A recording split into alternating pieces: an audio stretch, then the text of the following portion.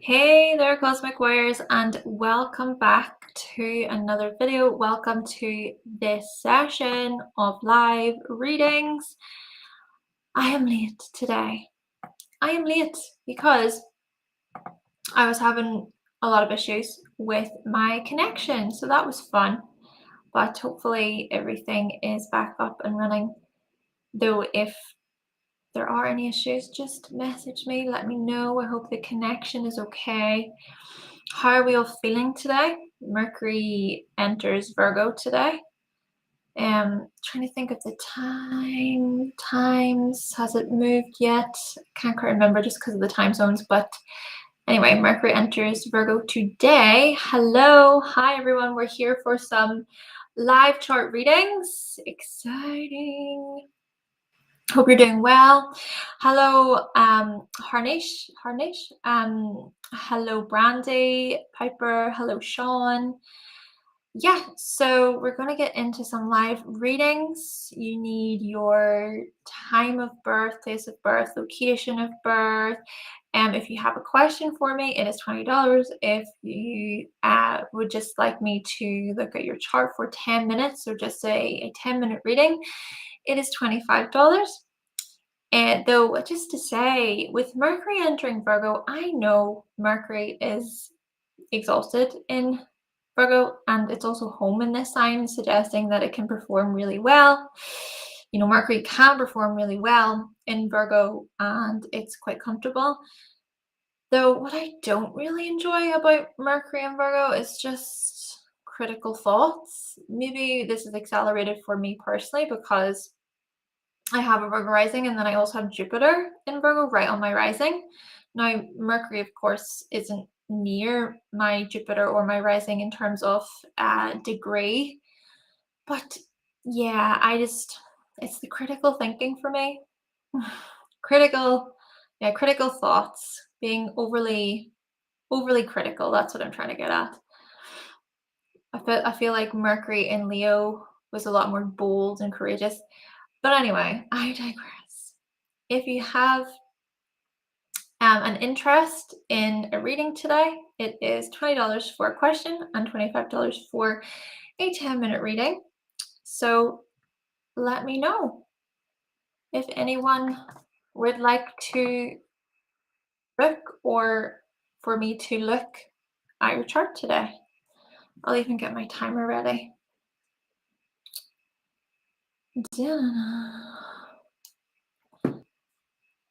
But yes, how are we feeling? So you basically let me see. So you basically pay on Super Chat. So there is an option down below. I'm actually just going to go to my Super Chat now to see if anybody else has booked. Usually I would get it in the comments, but I can have a look over here. Yeah, you do it in the Super Chat, Yogi. And then I notice here, Brandy, you said that you paid 20. Let me have a look. Let me have a look. Supers.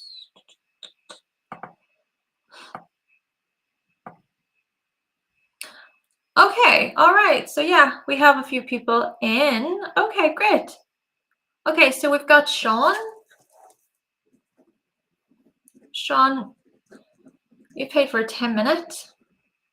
The only thing I would like to ask of you, Sean, because things just timed out because you paid way in advance of times out, and then you can see in the comments. Let me know, please, your birth information. Just give that to me. Great, we've got you booked in then. Brandy, I think I see yours as well. So yeah, you're booked in for a question.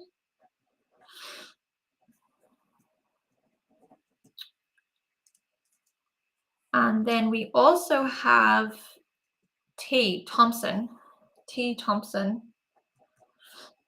for a 10-minute reading. Okay, great. Also, can you please let me know your birth information for everyone who booked super early? Wow, you were here way before I was here. And then Brandy, I'm just seeing here your birth information. So is that the 10th of June? Is that the 10th of June? Am I right in saying that? 1973, 8:22 p.m. in, oh yeah, I don't know how to pronounce that. I'll not even try. In Florida. We go here. Okay, Sean, perfect. Okay, thank you, Brandy, for that confirmation. Let me just see. And Brandy, please let me know what your question is today. Okay, what is your question? Sean, I'm going to take down yours. So the 27th of June, 1973, 2:31 p.m. That's in California. And 73. And then we have T. Thompson at the 9th. So are you okay with me and referring to you as Thompson? 19th of August. Your birthday is coming up. Hope you have a nice birthday. At 7:15 a.m. And that's in Jamaica. Cool.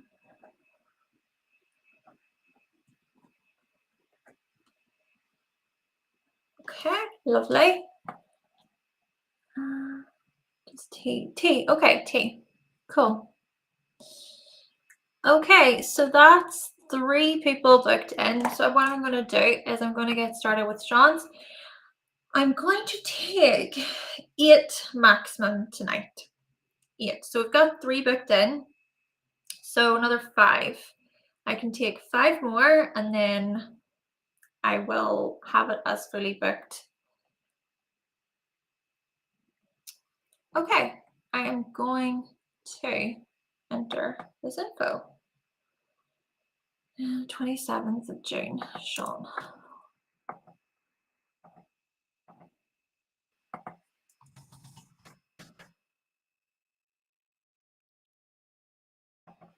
Is anybody else feeling slightly sluggish today? I know the moon, so the moon's in Sagittarius right now, okay? And with Leo energy, okay, the sun Leo, moon in Sag, this can suggest like a lot of energy, you know, a lot of passion and enthusiasm and stuff. And I have had moments like that, but I don't know. I'm also feeling just a little sluggish. Maybe because of the square to Saturn, you know, so that there was that square to Saturn. 2:31. And I'm pretty sure the nodes are squaring Pluto today. And yeah, energy levels, even with Mars and Virgo still opposing Saturn. Not exactly, but I think that's made it quite difficult this week, especially. Anyway, so 2:31 p.m. 27th of June, 1973. That's California. Got it. Okay.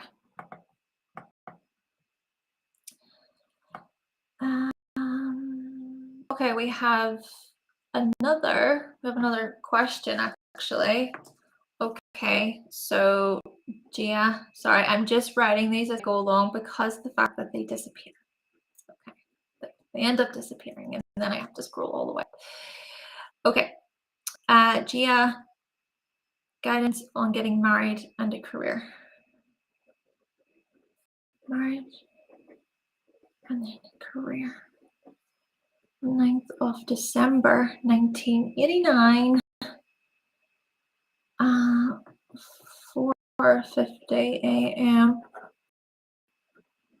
It's in Scotland. Okay. Okay, Gia, thank you. All right, so that's you. Right, so it's going to be a general chart reading, then just a 10-minute reading for Sean.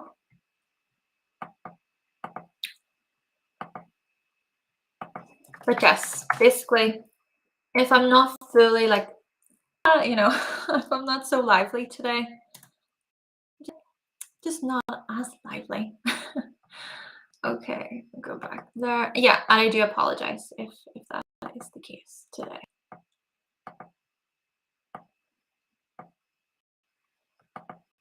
Okay, let's have a look here.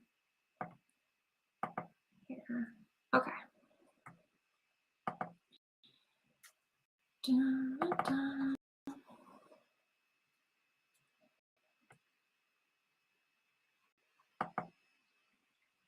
Chart ready. Oh, okay, we have 2 more in. Okay, thank you for your patience, folks. Alessia, assuming you have another question. Okay, you actually have a 10-minute reading today. I remember you had a question the other time. So yeah, get you booked in for that 10 minutes. And then we also have Rabsa, I hope I'm pronouncing your name correctly. And that's 10 minutes as well. 4th of October 1997, 5:11 p.m. Berlin, Germany. Okay, great. Thank you. Alessia, just remind me of your birth information so then I can jot that down, but I have you booked in, so that's 1, 2, 3, 4, 5, 6. I can do two more, and then we're going to be fully booked. Okay, so let's share screen. Bring that there. Bring that here. Sure. Okay. Here. Okay. Beginning is 27th of Feb 1984. 3:26 p.m. Moscow. 2 left. JV. 2 left. Russia. And you're living in New York. Okay, 3:26 p.m. 1943. Okay. Right. So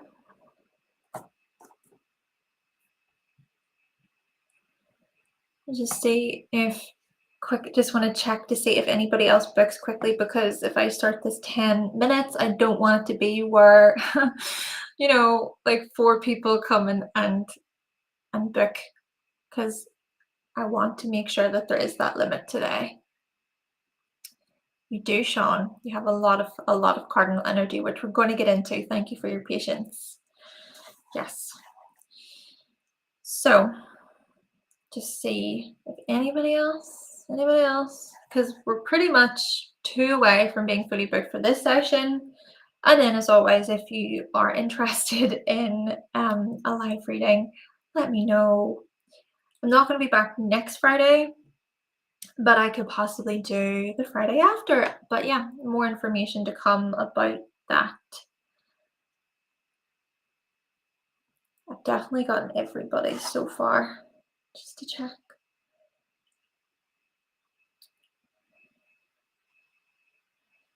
Okay, right, I think I'm going to go ahead, and if anybody else books in and it goes over the limit, it is what it is. It is what it is. All right, so I'm gonna make that bigger so it's more centered on the page. Lovely. Okay, so I'm going to set the timer for you, Sean. Just double checking your information. See what I mean? It says Virgo energy. It says Virgo energy. Oh, we got another one. We got another one. Quiet storm. Just check. 19. So is this a question you have for me, Quiet Storm?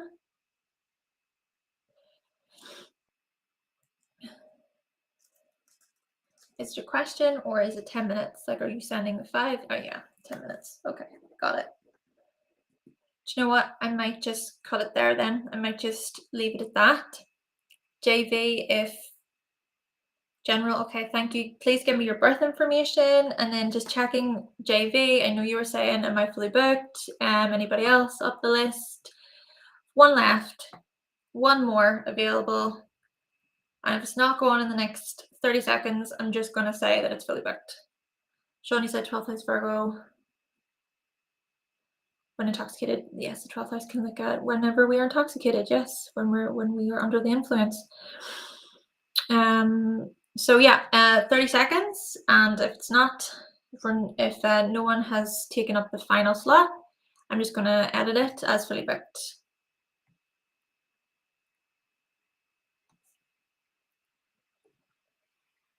Thank you, Quiet Storm. 22nd of December 1992. And is that how you would like me to refer to you as Quiet Storm? SYRACUSA, New York. What county in New York, please? Because it always asks me for that. What? Oh, let me just edit. Let me edit this so I can say that everything fully booked. Sean, I know that your chart is green. We're gonna get into your reading in just one moment. I just do not want it in so many readings and then being here all night. Okay, readings fully booked. Save and go down here. Save. Okay. Okay, got it. Oh, Yogi, I'm so sorry. I'm not really sure. You can't see your message. Let me see.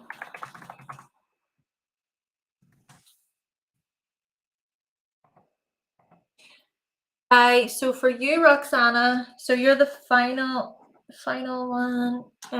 Quiet Storm. Okay, you want to be referred to as Quiet Storm. Okay, grand. I'm just finishing 4:47 p.m. Okay, and then for you, Roxanna.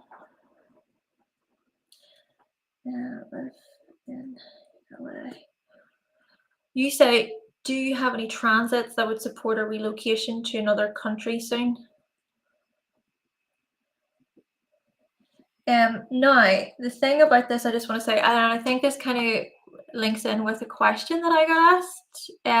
Can a reading be about transits for relocation, finding a job in a different country? Oh yeah, that was okay. That was the same. That was also from you, Roxanna. So I wouldn't consider myself an cartographer or an astrologer that professionally looks at astrocartography charts. So that perhaps would be better, just this is just to give you more information about this. I would suggest looking more into astrocartography. And then there are astrologers out there who do astrocartography. Even I know of one, Pernell Bobby does them, so you could look him up as well, just even for more info. But I can certainly look at transits and stuff like that for you, okay? I can do that for you, but I just wanted to say that, okay?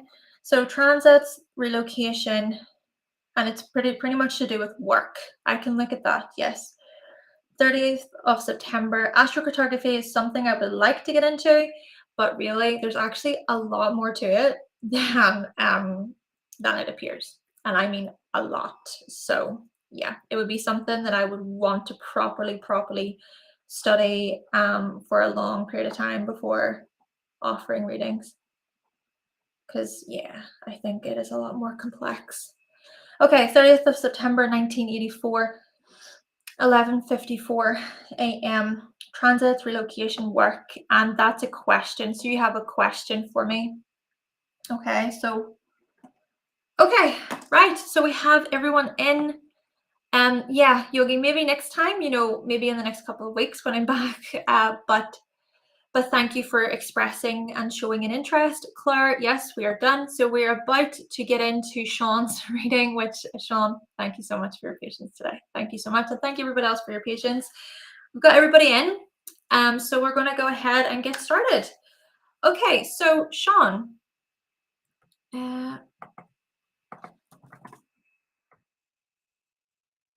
Go here. Lovely. Perfect. Perfect. Okay, let's do this. I am setting the timer for you now, Sean. Go. Okay, so what has stood out to me is, well, it's something that you actually brought up within the chat there, and it's to do with how you have so much cardinal energy. So what I'm going to say about this is just how much of a go-getter you are, and how much of a leader you are. But the thing, of course, is you are going to lead with such passion.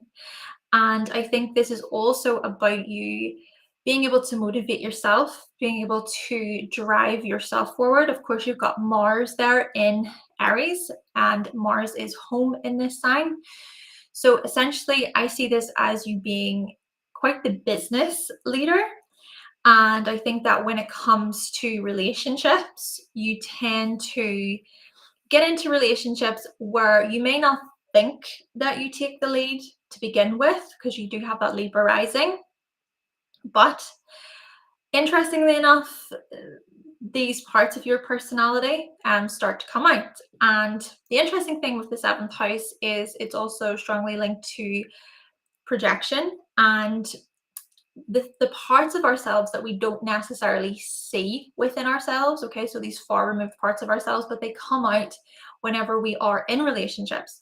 So it could very well be suggested that whenever you get into relationships, it's almost as if your partners, or even your business partners, okay, so this could be partners in terms of lovers, long-term committed relationships, but also business partners, but they somehow seem to push you.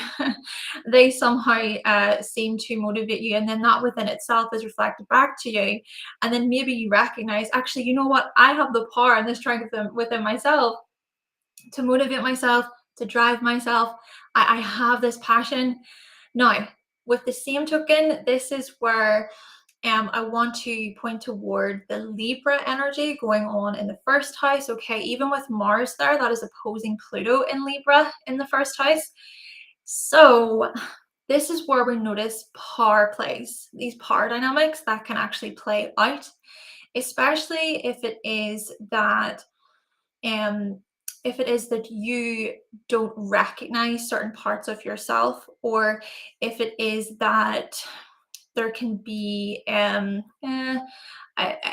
lack of compromise. Okay, I think that you have this thing about you, Sean, where you want to ensure that things are fair, that things are cooperative, but often you come up against these clashes, these clashes between you and others, and then you could very well become really, really very angered and enraged, possibly. Now, the I suppose the good way to look at this is that wherever Pluto is, it looks at transformation. So it could be that you actually experience such huge identity renewals, and these renewals are somehow triggered, so to speak, by others. It's almost like other people, in a way, they push you to rise. And whilst that may not be the most comfortable thing, and whilst it is that perhaps you've been in these power struggling relationships, I just think that there's so much growth here as well. And even looking at how you can empower yourself, it's almost like through other people, you learn how to empower yourself, but it's recognizing that you were the one who had that strength and that courage within the whole time. Now, the other thing, of course, is let's consider even how, well, you do have a cardinal grand cross going on. So let's turn our attention, our focus toward the Cancer energy. So you have the Sun in Cancer, of course, you are Cancerian. You've got Mercury, or sorry, you've got Venus there, you've got the midheaven and Vesta, all in that 10th house arena.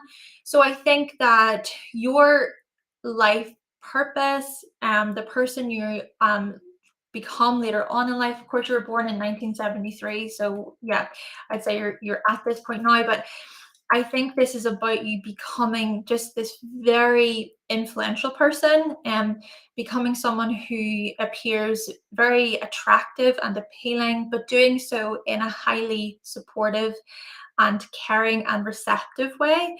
You lead, but you lead with purpose. You lead with even this kindness. And I think a lot of your talents and gifts and skills are shared with the world, and these talents and gifts are related to your support.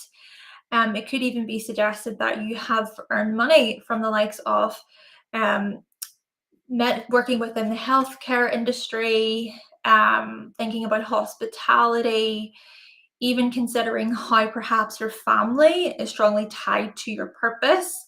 So this could literally be you raising a family, or just feeling like, they have this huge like tie to you.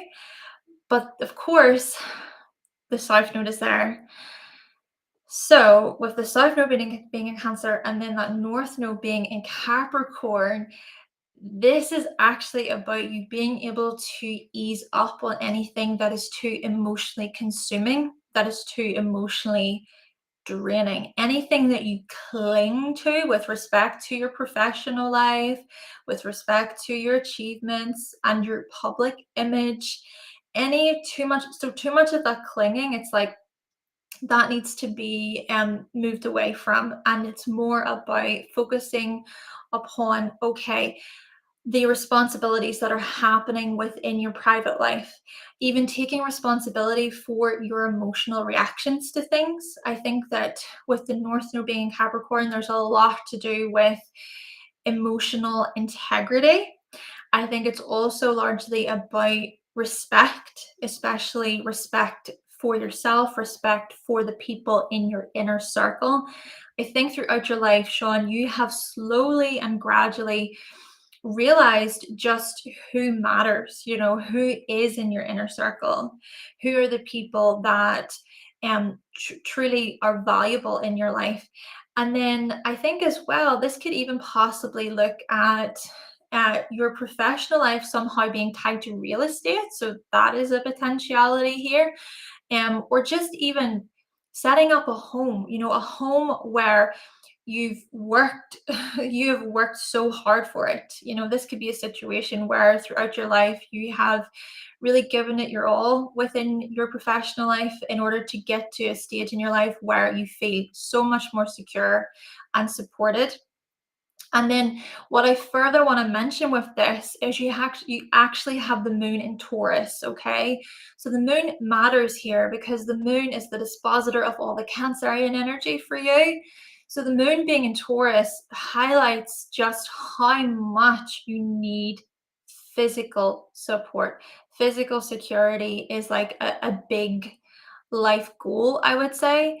But then again, I suppose with the 29-degree here of the moon, it could be suggested that it's like, you feel experienced, or it's that you've went through so many transformations to do with security and stability, etc. So many transformations, especially these transformations which are linked to intimacy and vulnerability.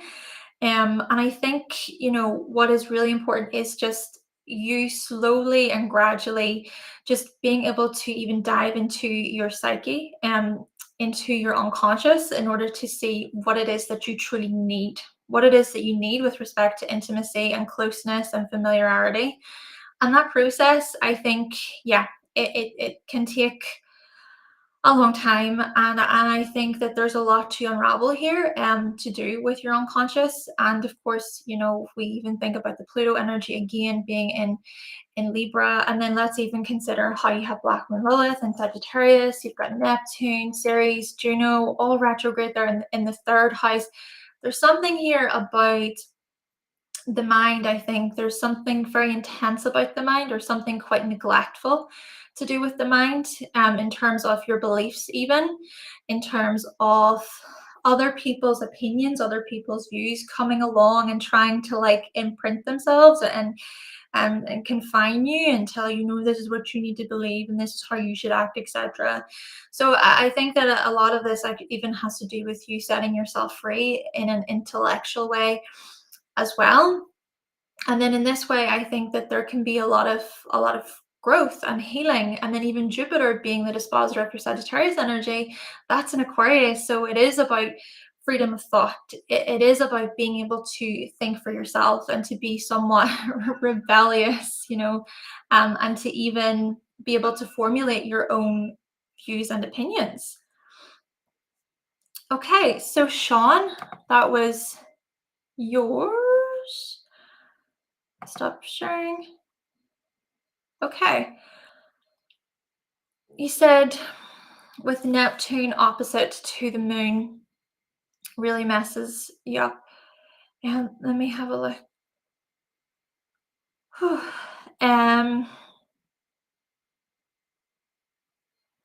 mm, yeah, yeah. And you said you get lost easily and have a lot of misunderstandings with your loved ones.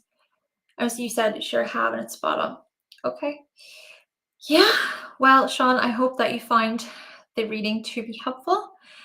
And of course, you know, it does look like there's some challenging points there, but it also does look like to me that you've overcome a lot and you've worked through a lot as well. Okay, so let's now move on to Brandy. Brandy, though, I have a quick question for you. Did you let me know your question? Did you let me know? Because I know that this is a question that you have. Let me just see if I can find anything else. Yeah, so you're the 10th. I was just about to say with your birth year, I think you said about the birthdays being so close. Work. You want to know about work. Okay. Thank you, Brandy. Okay, let's get your information plugged in.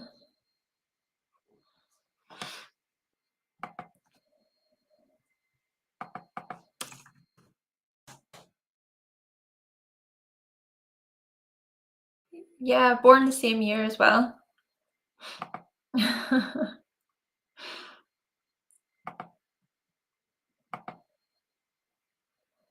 So 8:22 p.m.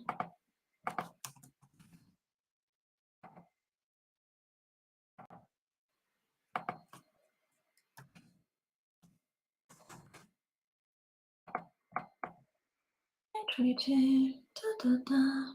Okay.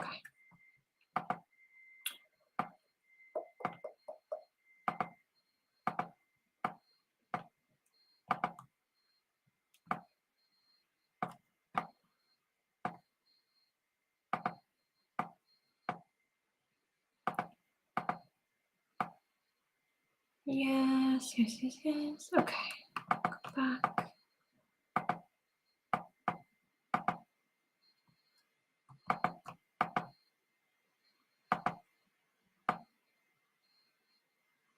And just grab this one. Okay, perfect.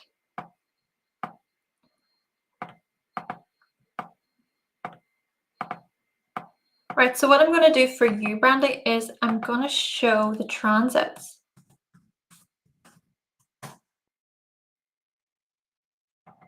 We'll have a look at those for you for this question.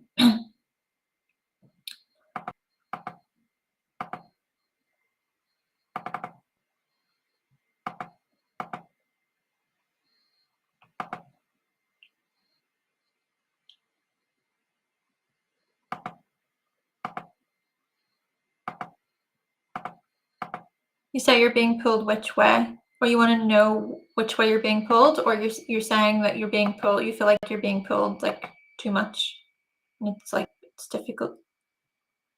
Go here, here.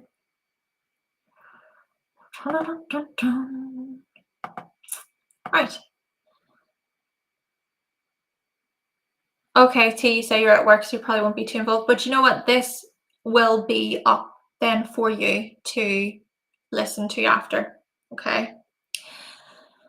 All right. So, Brandy, you want to know about work. So let me have a look and see what really jumps out at me.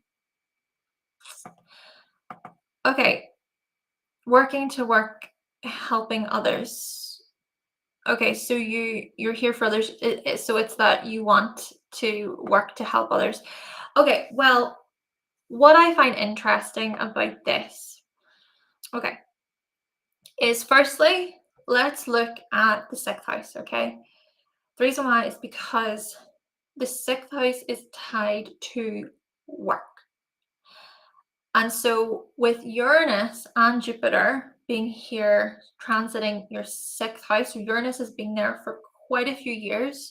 Jupiter entered Taurus, I think it was the 16th of May. It was around that time, okay? So that's been transiting your sixth house for a while, and Jupiter will also start to retrograde at the beginning of September up until the end of the year. So I think sort of putting this all together, we are noticing here then this desire to want to expand or improve when it comes to work. But it could also be that there's just so much going on, even currently for you, so much happening when it comes to your everyday. And the thing, of course, is Jupiter is your chart ruler, all right? So we have a Sagittarius rising. So the chart ruler for you would be Jupiter. So with Jupiter then transiting that sixth house, it could just feel like you never have a minute. Okay. There's just always something new. There's another task to do. There's another responsibility to attend to, because of course Jupiter expands whatever it touches. So that expansion, of course, could be, okay, sure, opportunity, blessings, good luck, but that could also be where, there's the expansion of other things. There's the expansion of all of your duties. And then I would also say with this, just about your stress levels. Your stress levels could be heightened during this time for you. But this could also be where there is this desire to want to kind of go further, to seek a promotion, for example, to reach new heights, to expand your horizons. This is the whole thing with Jupiter. And with the same token, with Uranus transiting the sixth house for you, Uranus can look at these flashes of insight, flashes of inspiration, even, and also then the unexpected. Uranus says, expect the unexpected, okay? So I would say over the past number of years, there's been a lot of this like chaotic energy. And of course, this could be where, things have improved. There is a sense of betterment with Uranus as well, wanting um, to to find the better way to do things. Let's say that, okay? To even think outside of the box when it comes to your daily routines and responsibilities, etc. But this could also be where it's like, oh my gosh, because things are so unexpected, it could be where it just feels like, especially with Jupiter coming along and following the same path, it can feel like everything is just piling up, up, up, up, up, up, up. And we're finding this even just collectively for a lot of people, okay, with Jupiter following the same path of Uranus. But of course, for you, Brandy, this is happening in your sixth house of work. Okay, now we also then want to look at your 10th house, because this is important. This is important because Virgo traditionally rules the sixth house. So you actually have it there up in the 10th. And this to me suggests that a big part of your career path, a big part of even your purpose, of course, career and purpose can be blended, but not necessarily. But these things I think are strongly linked to being of service, I even think with Mars, especially transiting your 10th house since the 10th of July. Okay, since the 10th of July, I think that you're like, right, okay, I want to focus a great deal on my achievements, my accomplishments, and they involve service. They also may involve, health, right? If you think of Virgo, it can be tied to healthcare, it can be tied to medicine, even looking at dentistry, possibly also looking at food and hospitality there as well, hygiene, cleanliness, okay, these types of things as well. So yeah, I would say that with Mars now transiting your 10th house, a lot is coming up here where it's like you're feeling energized. You're feeling energized to want to really achieve, wanting to make things happen with respect to career stuff. Again, these work related matters, okay? Now, with Mercury entering Virgo as well, this is going to give you an opportunity to go over the plan, to go over the strategy. Maybe this can be a good opportunity actually for you, Brandy, to just to go over, okay, the details, right? To go over, all right, what is healthy here, what is good, but what needs to be adjusted, right? What needs to be shifted a little bit, and maybe that can even assist you when it comes to all the sixth house stuff that I previously mentioned. And the thing about this is Mercury is going to station retrograde from the 23rd of August up until the 15th of September, okay? So during that time, Brandy, this is going to be a really good opportunity for you to revisit then these career related matters. Okay. This is going to give you an opportunity to really go over, right? Okay. What is a suitable plan? Like, what's the sensible thing to do here? How can I take care of this situation in the most kind of precise way possible?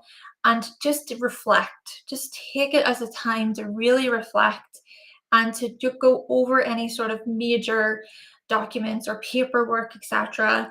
Now, the other thing, of course, is, well, this is the last part that I'm going to touch on for you, Brandy, okay?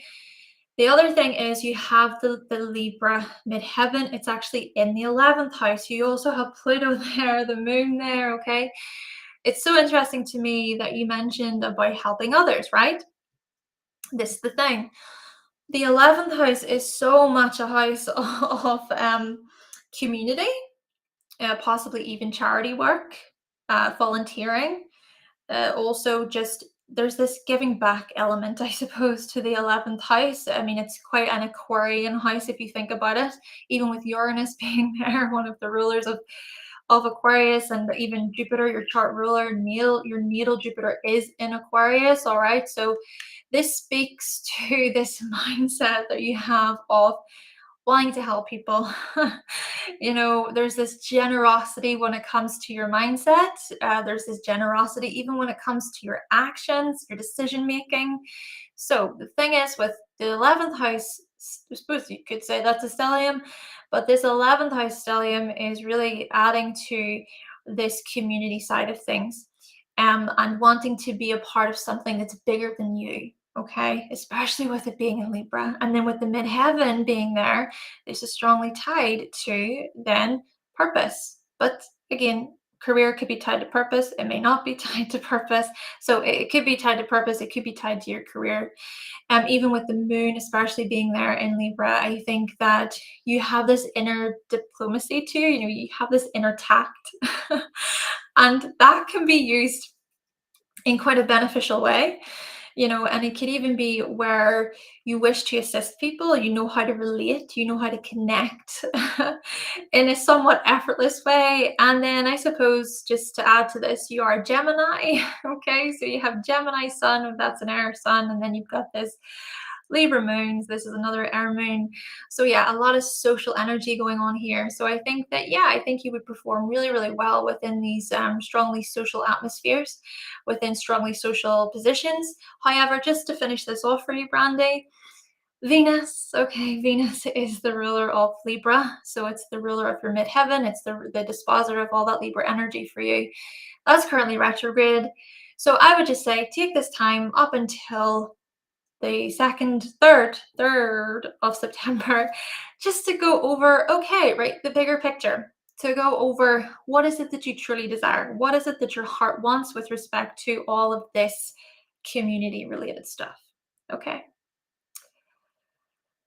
Okay, that is yours. Brandy, thank you so much. Right, so we're going to get on to teas, and I'm just going to go up.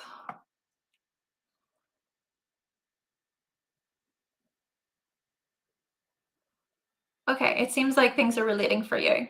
That's good. Good, I'm glad. Yay. I hope you find it to be useful. Right, so T, let's enter your info.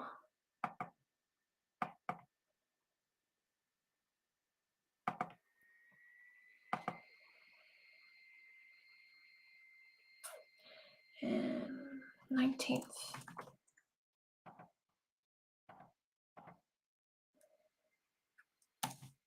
25.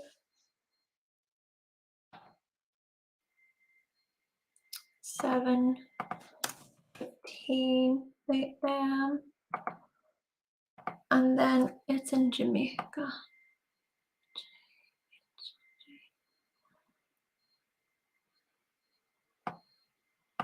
Okay.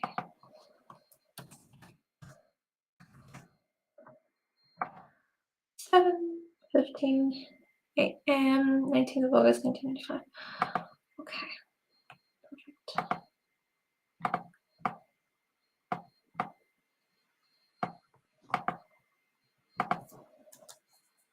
T.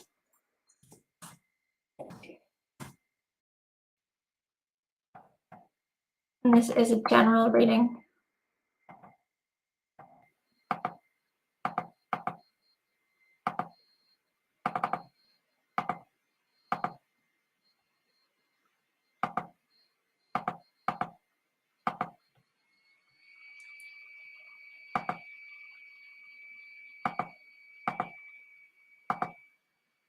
Okay, so T, this is your reading, your chart. And I understand that you were saying that you are currently in work. So if you see this and you're able to give feedback today, great. But if not, this reading will be available for you, okay? So I'm just going to get the timer ready.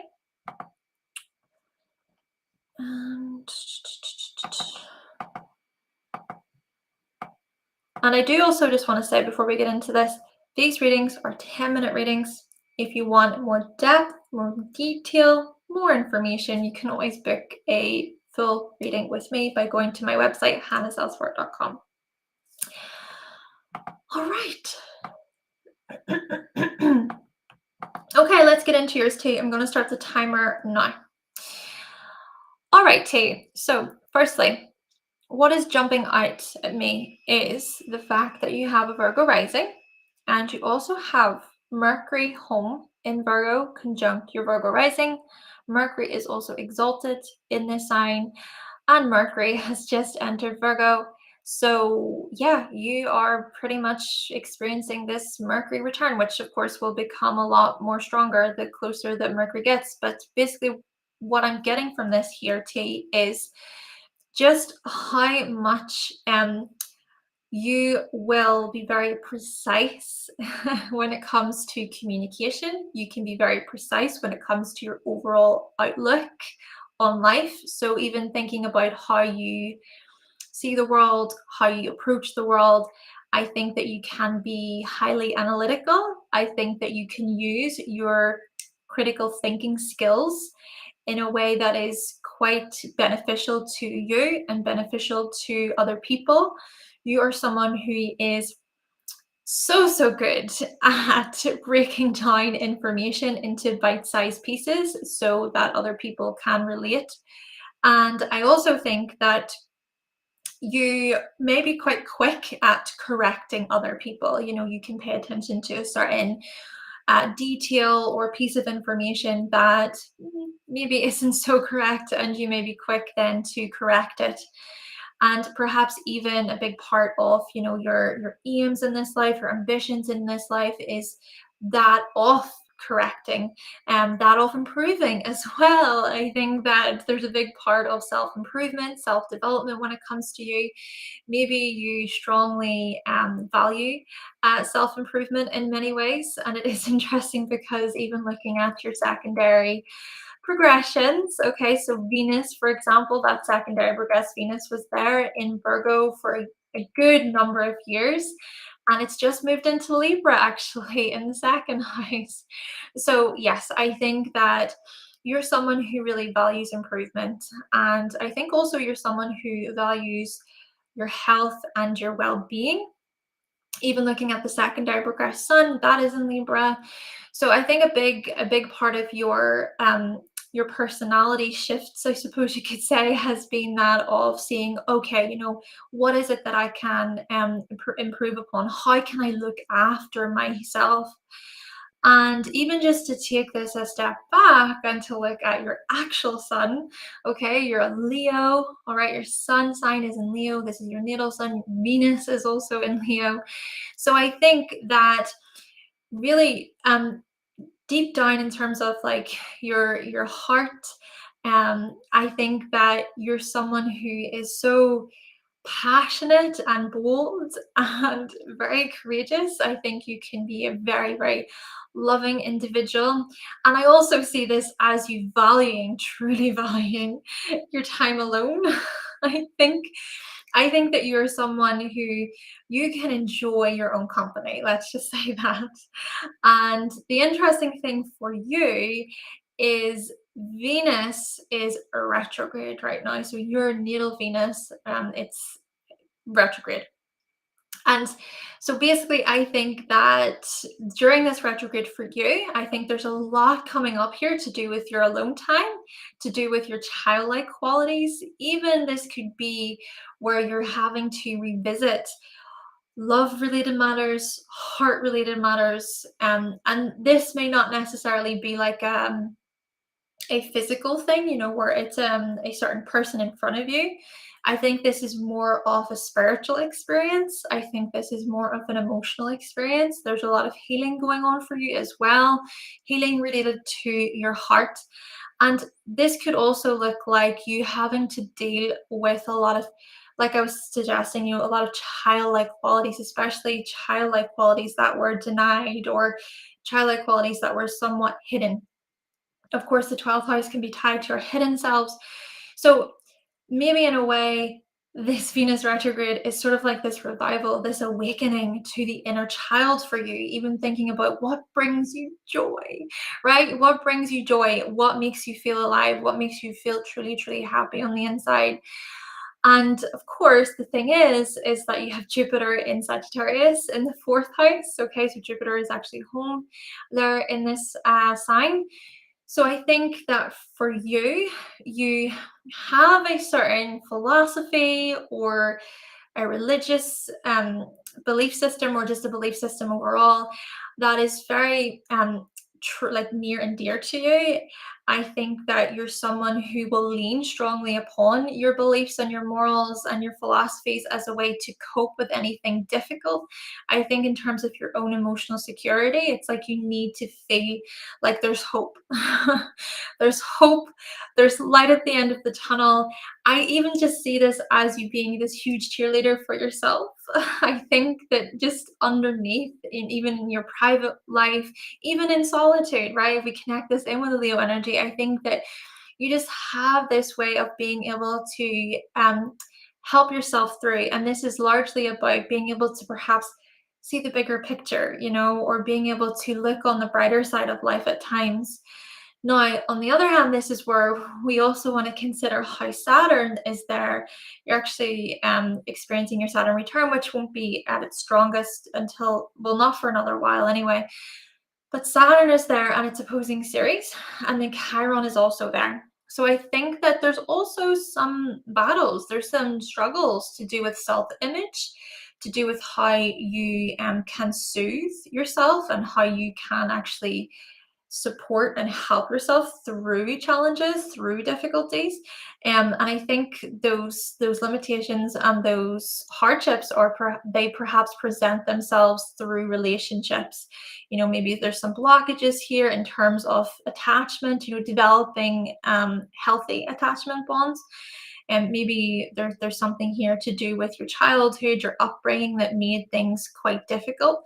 But then I think it's also about addressing any sort of insecurities that you have toward your self-image, toward your appearance, toward your identity. Okay, with Chiron being there, perhaps there's some type of wound here, or there's a criticism that's quite deep, or many criticisms that you find difficult to shift. Okay. Oh, and also it could be that these criticisms, they came from other people, right? And then it's like you internalize them. Now, what I further want to mention is you have the moon in Gemini, right? Um, so I think with the moon in Gemini, of course, you've got the Gemini 10th house, you've got the midheaven there as well. I think that what you need, especially when it comes to your career path, is having some type of flexibility, being quite adaptable. And I think that perhaps you're that person within your professional sphere. You're that person who gets called upon quite a lot as a way to maybe help fix things, or as a way to support other people, as a way to give your insights on things. And of course, Mercury is also the ruler of your midheaven. It's the ruler of your Gemini energy, and then that's in Virgo. So we're just noticing here a lot of having to mend, a lot of having to fix other people's problems. But you may do so well at these things, and maybe you're even highly rewarded for your smarts, for your intellect, for your ability to connect information. Maybe you're even often seen by the public, or by um, people within your profession, within your professional life, as someone who is quite childlike and you're fun to be around.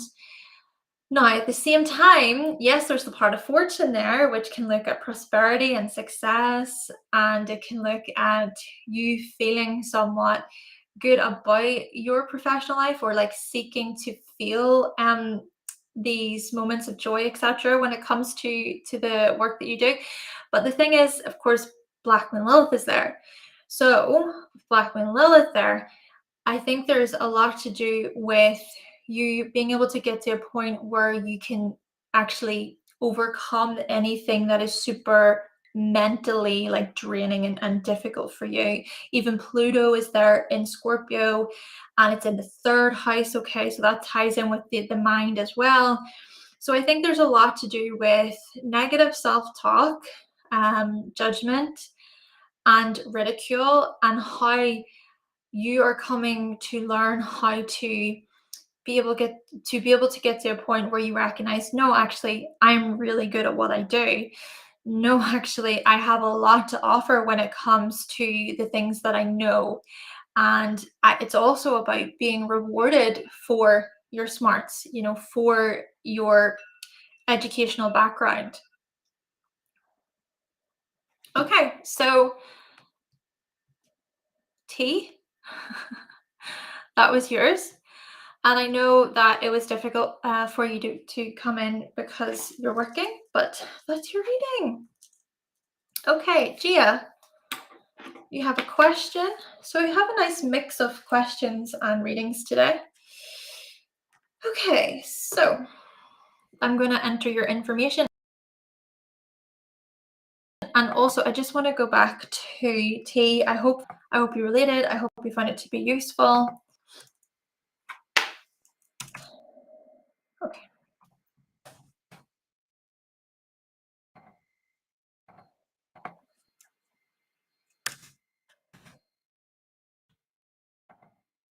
Or 50 a.m. Scotland.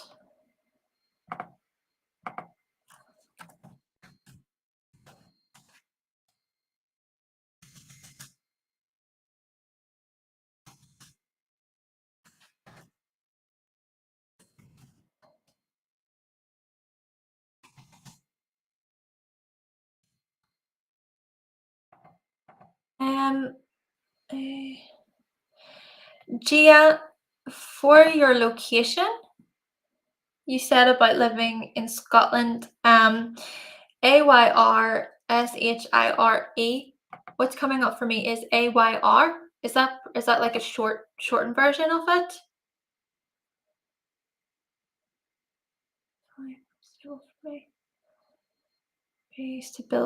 Stability. Okay. Well, I'm sorry to hear that, Jay. Okay, thank you. Okay. Okay, Jay, no problem. So work and marriage. Okay. Thank you. And just checking times. Okay.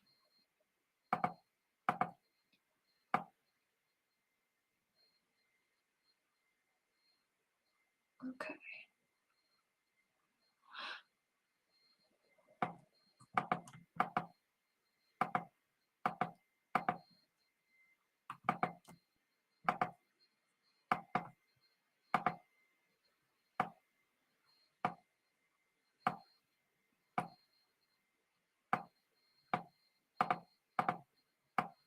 I can go back one more and do this. Okay. Okay, and then I could do one more.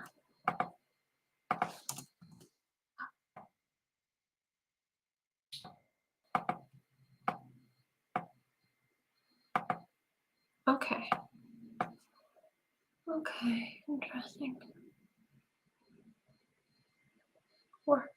Yeah. Okay, right. I'm going to show you transits. I'm going to show you your transits, Gia.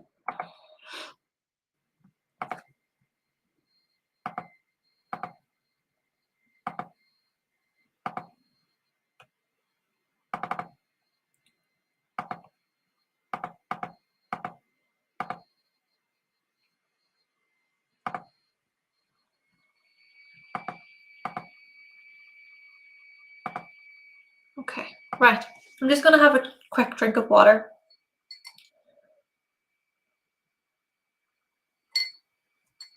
All right. Gia, let's look at some of these transits and then I'll see if there's anything else I want to look at. I've opened up a few different charts just to kind of see. Okay, so the first thing that is jumping out at me with this, Gia, is the fact that you have your moon in Aries in the 6th house, okay? So the 6th house can look to work. And with the North Node having just entered Aries from the 17th of July, it is now sitting right on your moon. And then naturally this means that the South Node is in Libra in the 12th house for you, okay? So I think that this is pointing toward a big push, let's just say, okay? A push to be assertive at work, but even just being able to go after what you want.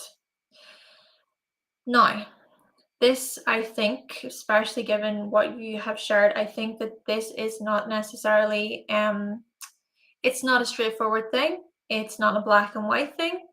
And I also want to take you a step back in that the South Node was transiting your first house from January 2022. Okay, so from January 2022 up until July 2023, the South Node was passing in, so it was going through your first house and was hitting off all of that Scorpio energy for you. Keep in mind that what exists within your first house in Scorpio is Mars and Pluto, both of your chart rulers. Juno, which is right on your ascendant, Juno is tied to marriage, it's tied to commitment, it's tied to meaningful bonds, especially with it being in Scorpio, right? This is very much this energy that is about intensity. It's about trust. It's about honesty. Even if the truth hurts, says Scorpio. Don't lie to me, okay? And then Black Moon Lilith, all right, this can suggest, okay, these major, major power struggles, all right? Even with, okay, well, by degree, maybe the orb is very wide for me to say this, but perhaps if we consider how the moon with the opposition to Black Moon Lilith, again, some would argue that orb is too wide, but I would even suggest with this that there's something here about independence. There's something here about even the suppression of your independence and having to empower yourself. So back to the South Node, passing through all of that first house energy for you.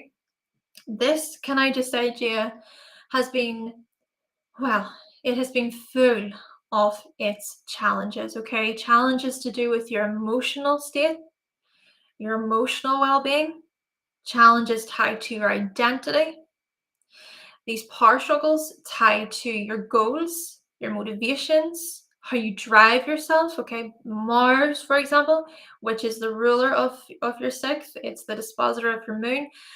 And then even Pluto, okay, so Mars is tied to our motivations and our drive, just to clarify, and then Pluto is tied to the ways in which we really transform. But often in life, those transformations can be forced upon us, okay?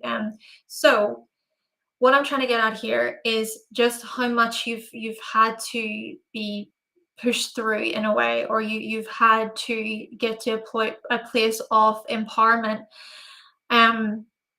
But of course, that requires a lot of introspection and healing, and perhaps talking with someone professional to help you through any difficult emotions. But I would say over the past couple of years, yeah, there's been a lot that has come up for you with respect to these things. And even with the North Node being in Taurus, I think a lot of this North Node path for you over the past couple of years has been about, right, okay, it is time to look at stability. It's time to look at how you can feel greater security in your life. But that requires this decision, it requires action. It requires being able to move toward that North Node. But of course, if it is, for example, if you have experienced, other things, ABUSA, for example, or if there's, some really emotionally challenging thing, perhaps not even my place to say, because I do not have what's the word, the credentials, etc. But we are noticing these patterns then to do with how it is that you can get to a point of living your life, basically, okay? Being able to get to a point of you recognizing that you have the strength, you have the power. And I think the North Node coming along then and on your moon right now, I think a lot of this is to do with how it is that you can support yourself, and looking at independence, looking at your individuality in this whole new light right now, especially as these things pertain to work. And what I further want to mention, of course, is the 10th house. So the 10th house looks at work as well, okay? It's more so tied to our long-term achievements. It's more so tied to our long-term successes. But I think with you having the midheaven and Leo there in the 10th, I think that there is a big part of you that strives to be seen, to be recognized within your role. I think there is a big part of you that really wants to get into more of a creative field, or looking at leadership positions. Maybe you already have, maybe you've been able to really progress with respect to a creative career path, or possibly looking at a leadership role, management, even looking at politics, for example. Leo can be tied to politics there. Or perhaps it's that your purpose has been largely tied to children, right? Children is tied to Leo.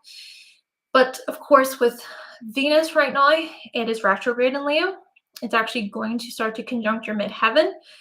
Black Moon Lilith is also there in Leo. So I think there's a lot to do with how it is that you can rise up with respect to your professional life. And I think that there's a lot to be reassessed here. I think there's a lot to be reviewed with respect to your worth and your value and how these things show up in a professional sense.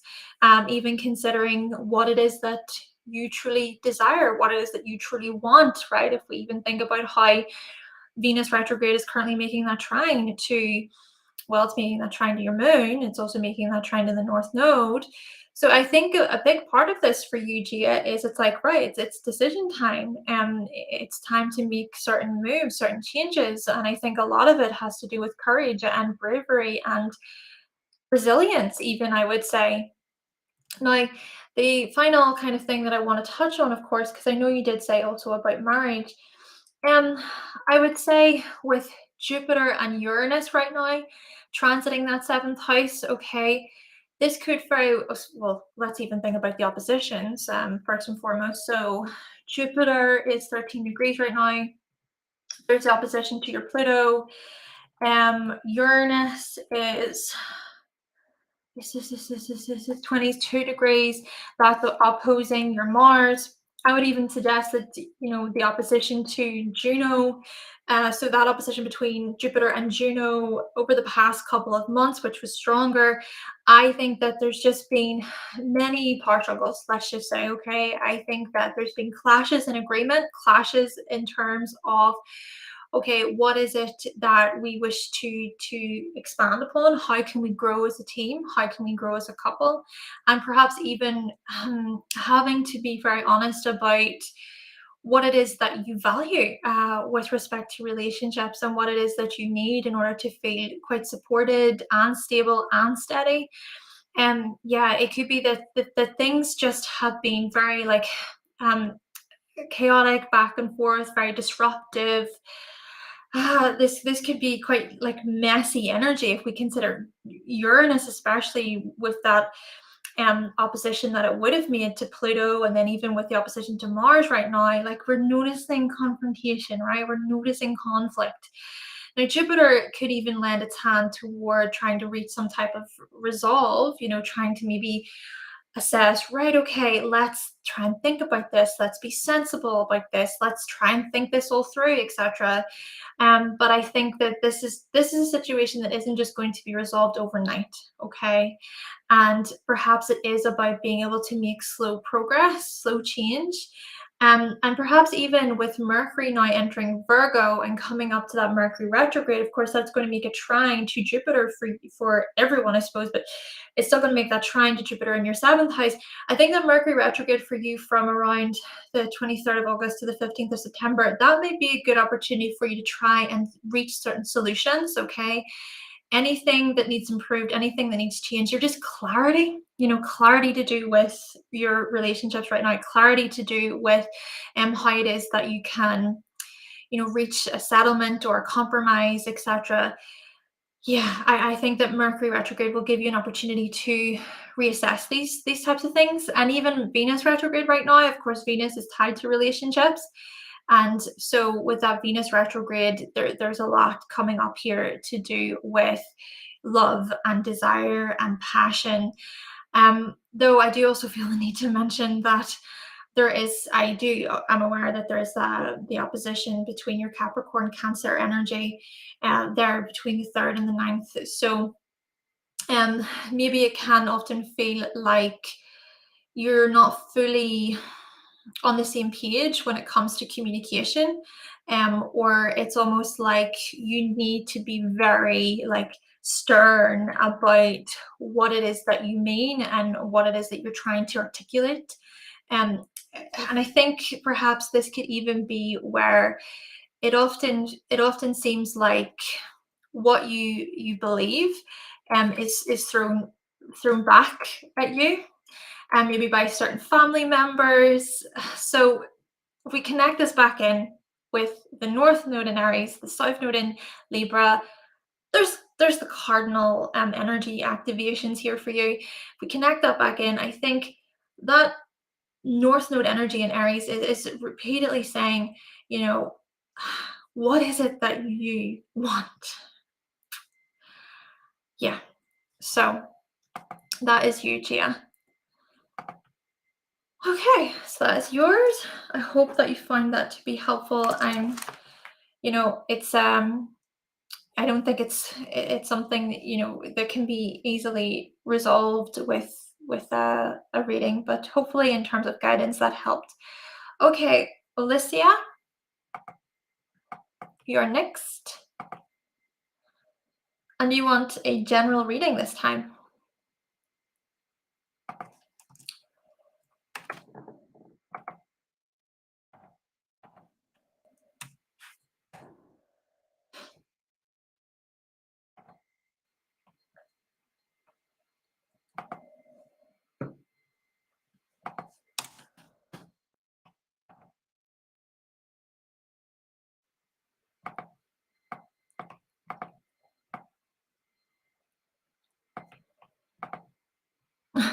Oh, Gia, of course, no problem at all. And uh, chaotic. Heck no. Okay, so 3:26 and Russia in Moscow. MTRR yeah. 27th of February 1984. 3:26. Okay. Welcome back, Alessia, by the way. I know last week you did ask a question. So this is basically a general chart reading. And then we have Rabsa after, and that's going to be a 10-minute reading. I'll double check with you though after Rabsa in terms of which one you booked. Because I don't know, did you send me a question? I can't quite remember. I'll have a look. I'll have a look.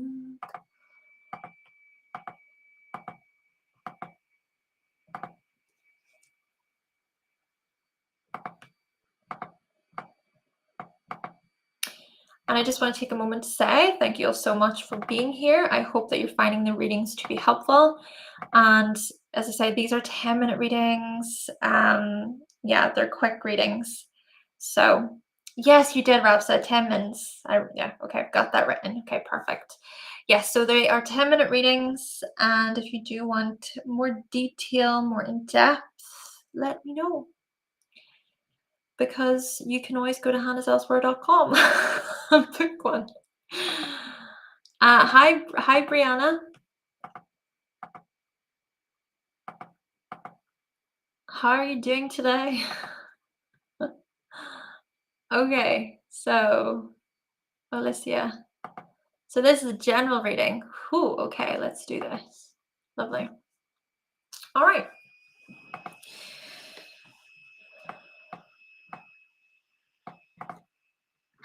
Okay, I am setting the timer now.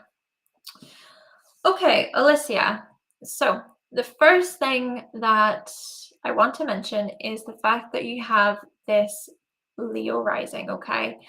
So this could very well be suggested that, especially when it comes to you first meeting people, you can come across as very warm, as quite benevolent, as quite generous, perhaps even as rather playful, flirtatious at times as well. You can just be this big beaming ball of light that enters the room, and maybe many people notice you. Okay, you may enter in quite a dramatic way or even in a very regal way, where people do pay attention. Okay, you're noticed, let's just say that.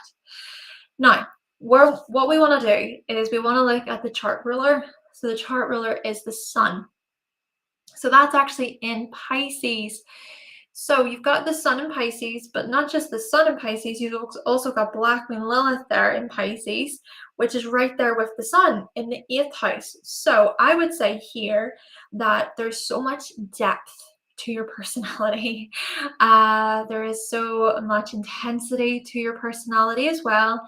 I think you are someone who really needs a good bit of time alone. I think you're someone who considers yourself to be highly spiritual or connected to some type of higher power. Maybe it is that you've you've went through these profound transformations throughout your life to do with your spirituality, to do with your spiritual practices.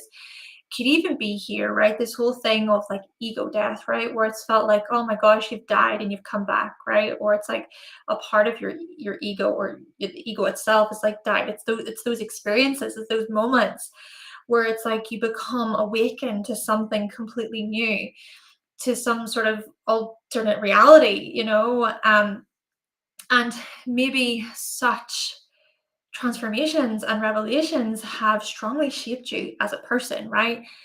And of course, with you also having a Leo rising, you may actually be somewhat like, what is it, proud of the things that you've experienced. It's almost like you can recognize that those moments, they've been a part of your unique journey. And then I also want to say with this that there's also a part of it where you may find it difficult to know like who you are. It could be this whole thing of like confusion, other people trying to sort of manipulate or trying to put in your mind, oh, this is the way you are and this is how you should be. And then possibly as well feeling this type of disconnect from yourself at times, maybe because of certain struggles you've been through in the past, certain relationships that weren't very healthy for you, dependencies, possible addictions. We're even noticing here this whole escapist stuff as well. And even with Black Moon Lilith, I think that a big part of the eighth house is to do with how you can liberate yourself, how you can get to a point of, knowing actually who you are, and people cannot mess with you or try to toy with your emotions or try to pick you apart, etc. Yeah, I think that can be a very empowering thing. Now, what I further want to mention is the fact that you have your moon in Capricorn. And what I also want to say, Jupiter and Neptune, which are the dispositors of your sun and Black Moon Lilith, they are in Capricorn. Okay, Jupiter and Neptune both rule Pisces. So let's look at the moon first. The moon being in Capricorn suggests to me that you are actually a highly ambitious person. I think that when it comes to your work, when it comes to your everyday like responsibilities, tasks, etc., you're someone that needs to feel like, right, you're on top of things, okay? You've got this. And perhaps you're even you basically get into these positions and these roles where you are responsible, right? Where you are the person in charge, or you're the person who is in authority, or maybe it's even looking at how you can help support bosses and managers, seeing as this is the moon, or even looking at how responsible you can be on a daily basis. Maybe you are even recognized for just how dedicated and for how responsible you can be. Now, the other thing, of course, like I said, Jupiter and Neptune are there. So this actually makes things a lot more complex, because what this sort of points toward is you, for example, well, becoming overwhelmed at work, overworking, overdoing it, flooded, I even think, by your emotions at times, maybe because it's like, it's just, there's so much, right? There's just so much to do. Stress levels through the roof, this type of stuff. Or like you need to be the yes person all the time. You need to be that person who's like, oh yeah, what do you need? I can, yeah, you need me to do that? Sure. But this right here, can you see how it's tied into the Pisces energy? Can you see that? Can you see that, a big part of this is being able to get to a point of, yeah, okay, sure, I know what's being asked of me, but yeah, where is it in the documents here? Where is it in my contract here?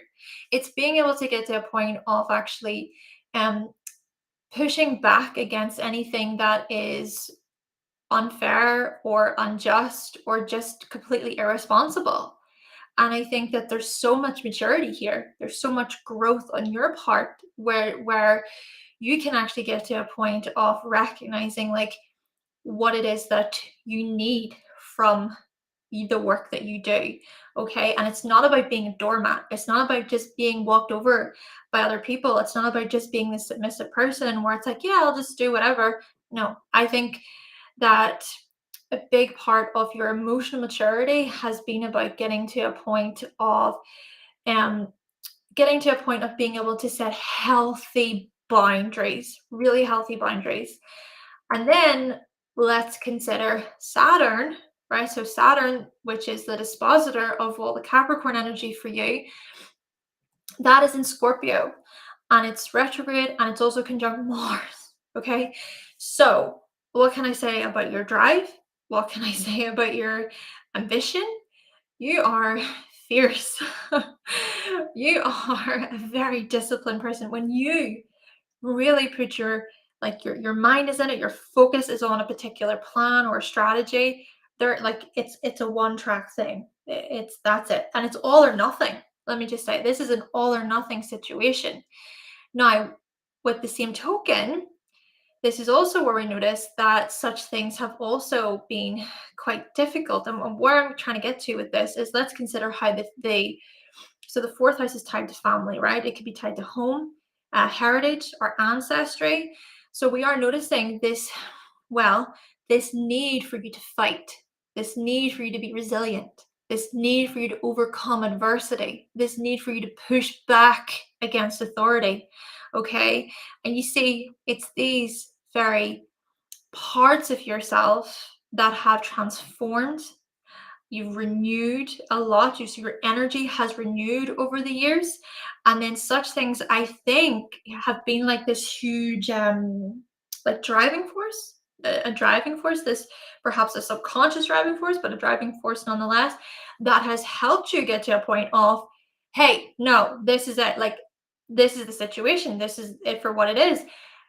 And well, Mars is making a sextile to the moon as well, right? So if you can maybe even pick up on how these emotional transformations of yours have, in a way, catapulted you or pushed you to a point of knowing what it is that you need work wise, professional life wise, etc., etc. And then what else? The last kind of area, I have 30 seconds. Okay, let's even think about the last area that I want to touch on, and it's the midheaven. So the midheaven is in Aries. All right, so that's actually at 22 degrees. And with the midheaven in Aries, this is a Mars ruled sign. So Mars is the ruler of your midheaven.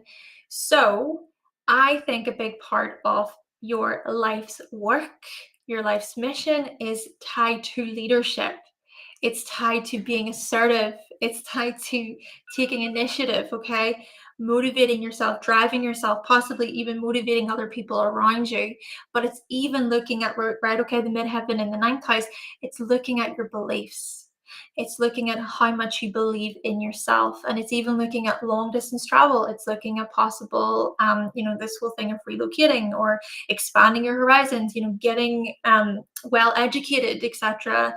And then using these things to your advantage, right? And then Mars is the ruler of your midheaven. That's in Scorpio. So that within itself just suggests to me just how strategic you can be. But again, it's that strategy that can be used to your benefit. Okay, so Alessia, that was your reading.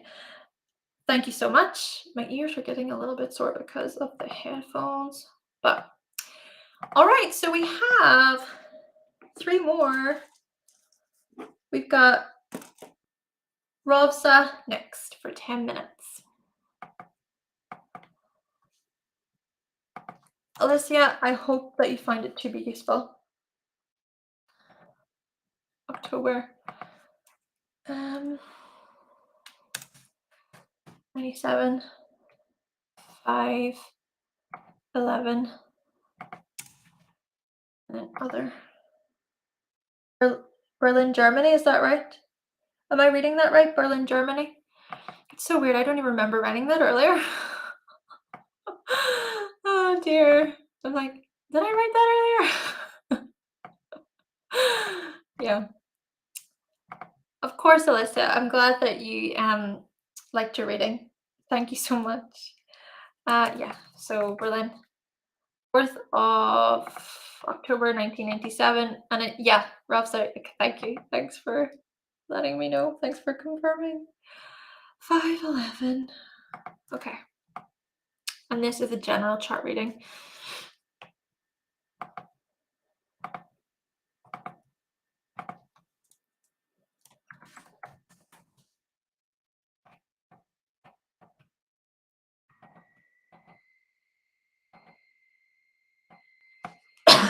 Excuse me.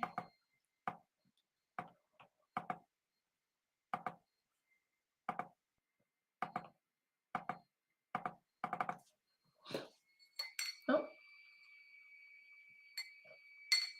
okay.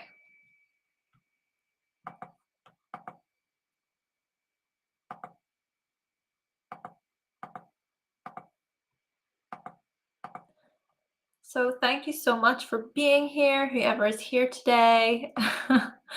And just to confirm, these are quick readings. They're not so detailed, they're not so in-depth, but I'm trying my best to give you good information about them.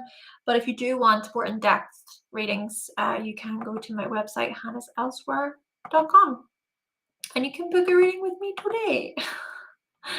I actually have plenty of spaces filled for August, if you're interested.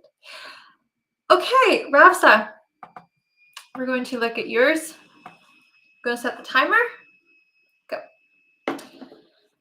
Okay, Rabsa, what I want to first look at is the fact that you have an Aquarius rising, and then also Uranus, which is one of your chart rulers, is there in Aquarius in the first house, and Jupiter is also there. Both of these are retrograde. So what I would say with you, Rabsa, is, my goodness, you're someone who has your own mind. Let's just say that, okay? Freedom of thought, freedom to make your own decisions in life. I think that especially when you were growing up, you could have been very rebellious. I think you were someone who would have sat on the sidelines and like observed other people. Okay, could have been certain trends, could have been certain hyped up conversations going on even in school, for example. But no, you come along and you're like, you know what, I'm just gonna think about that. Yeah, I'm really gonna take my time, and I'm not gonna just believe the first thing that I hear, the first thing that I listen to. And I think a lot of this, even with Jupiter being there, I think it's largely about you being able to establish your own sort of belief system.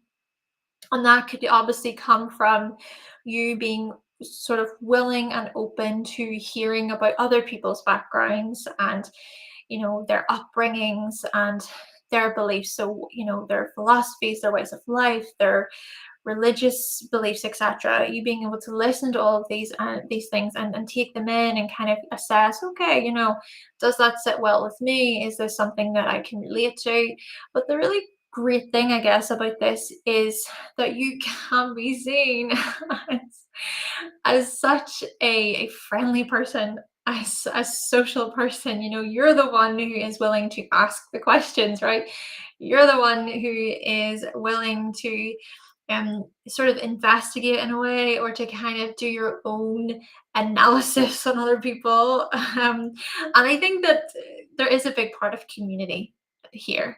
I think that you desire to be a part of something that is larger than you, a certain network, a certain cause, a certain movement.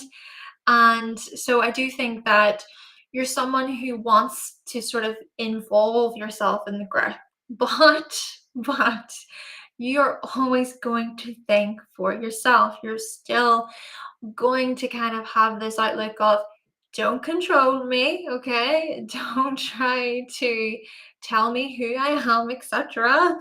All right. I have my own choices here to make.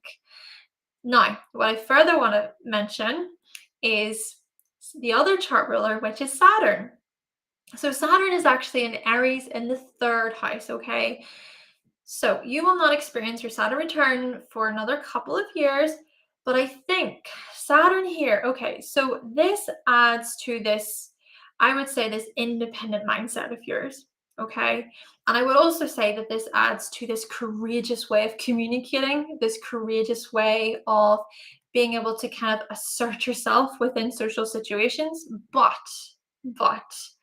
Saturn can suggest restriction. Saturn can suggest limitation and hardship and being overly critical, perhaps, of yourself. Saturn can also suggest this part of you that's like, is this the right decision? Or is this what I want? Or is this what I should say to this person? And let's even think about the opposite sign, okay? So you're a Libra, okay? Your sun is in Libra, Mercury is in Libra. So I think that with you having your sun and Mercury in Libra, there is a big part of your personality that is very much about the other, very much about, okay, let's live in harmony. Like, let's do the fair thing. Let's make sure that justice is served if something really messed up goes on, okay? You could very well join that movement or that cause. Even think about the Sagittarius energy, okay? You've got Mars and Pluto in the midheaven in Sagittarius in the 11th house. That could be like, okay, like, we're fighting for this cause. We're going to make sure that, like, justice is served here, and it's about morality, and there's passion there. There's a lot of passion. But still, I think that so going back to the Saturn energy, okay, and then with the Libra energy, I think that your Saturn return is going to come up and it's going to really help you mature with respect to decision making. Okay, it's going to help you get to a point of, no, I'm sure of my point. Like, I'm sure of my opinion here. I'm sure of the decision that I want to make here within this situation. But at the same time, okay, sure, you can still listen to other people's feedback, right? You've still got your Mercury and Libra. You can still take other people's points into consideration. You can still come from a place of likability, relatability. You can come from a place of, just being social, being friendly, being charming. Okay, this is Libra. This is Libra energy. But I can't help but think that this is the thing. This is the thing. The North Node is going to transit that third house for you up until around the time that you're going to go through your first Saturn return. Okay, so it's going to transit the third house, sorry, up until January 2025. And then the South Node will transit the ninth. So I think this is going to be an opportunity for you to test this stuff out, for you to kind of see, right, okay, what if I push this boundary a little bit? What if I just assert myself for a moment here within this discussion? What if I test out the decisions I make with respect to what I want to learn about here, okay? Or even thinking about how it is that you can address this part of the mind that seems to be very punishing and stern and somewhat harsh. Saturn there in the third house can suggest this kind of sternness within the mind, which may have been somewhat imprinted or kind of pushed onto, perhaps from members of authority. Okay, even thinking about your parental figures, your parents growing up, etc. But yes, I think this with the North Node, it's an opportunity for you to kind of see, right, this is about my independence here. Now, what I further want to mention is going back to the Sagittarius energy, Mars, which is the dispositor of your Saturn and the ruler of your third house, that's in Sagittarius, okay? This energy, right? This energy is stopping for no one, okay? Especially if it is that, like, you feel that there is a certain movement, right? It's almost like you will push yourself into that social situation. You will push yourself into that community, into that team, whatever it is. And there's a lot of power in that. There's a lot of strength in that. And there's fire, right? Sagittarius energy is a fire sign. So with Mars being in Sagittarius, it could suggest that there's this part of your personality that can be blunt at times, even if there's some type of confrontation that happened. And I think this is the thing. I think it stems from time, or I think it relates to times when it's like, deep, deep, deep down that like something isn't right. Okay. Pluto is even there, right? Pluto is in Sagittarius. There, when there's part of you, it comes out, this part of you that just knows that someone's lying, or like there's a situation that's very shady. You, I just see this as you getting so riled up and not backing down. Okay. And this is interesting even to think about even more, because you have your moon in Scorpio. Okay. So the moon in Scorpio, right? Okay, you've got Libra. Oh, it's Libra energy. You've got this Aquarius energy that can suggest, okay, relatability. Come on, peace, harmony. Everyone can just go along, please. Okay, sure. Both these signs also have other parts to them. Okay, I do want to say that. But still, moon in Scorpio comes along and it really cuts to the core of a situation. And it's like, let's stop messing around here and let's get to the point. Let's get to the depth of this matter, and there's such an intuitiveness to this, okay? It's like you just get straight to the heart of a situation and you penetrate, okay? There's this pushing through part of Scorpio. And so when it comes to emotional matters, emotional situations, you just have this intensity. You have this instinct.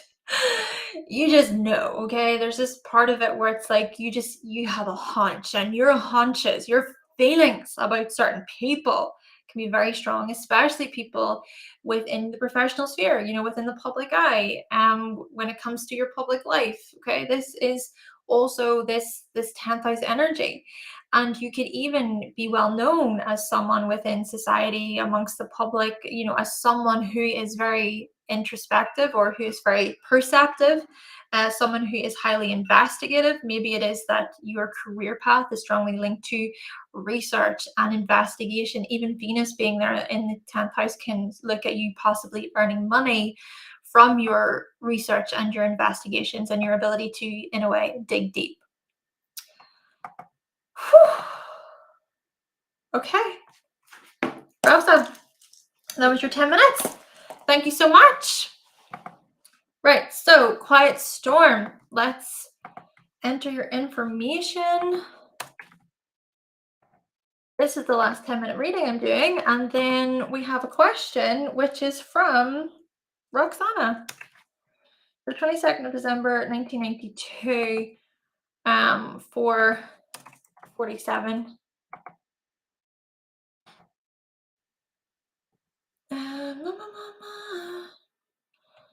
USA. 4:47 p.m. Yeah. RYRA. CUSE.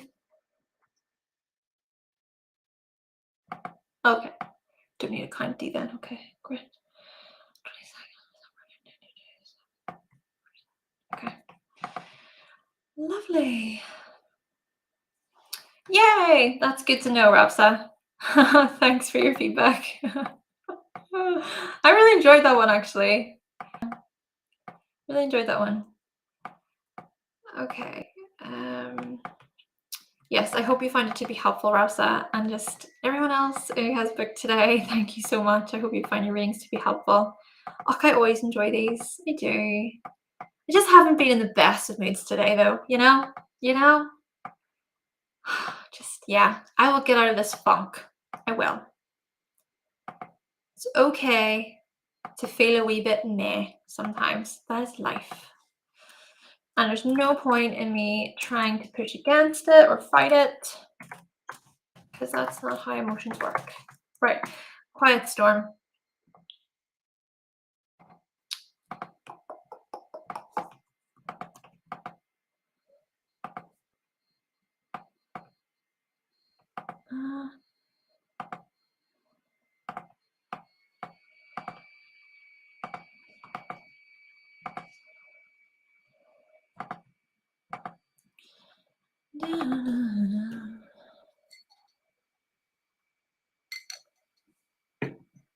Quiet storm.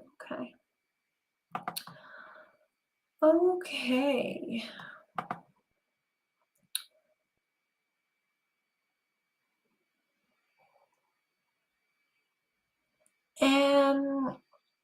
Concern. I I would not be able to confirm that for you.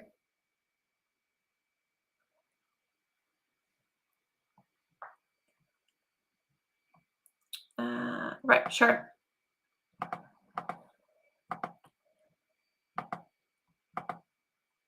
So is it just you want me to type in your information into the chart generator to see what ascendant it shows? Is that what you're asking? Right.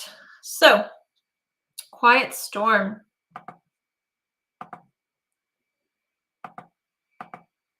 All right. Gonna set the timer for you, quiet storm. Okay, let's go. Quiet storm. So, instantly, there's just a feeling here. The mood has shifted. Okay. And the reason why this is because we are noticing these oppositions. We are noticing the oppositions between the Cancerian energy and the Capricorn energy in the seventh. So let's think about the fact that you have a Cancer rising, okay? And even Juno, which is conjunct Cancer, is there and it's retrograde. Even looking at your secondary progressions, Mars retrograde is there in Cancer. Even the natal Mars is retrograde in Cancer.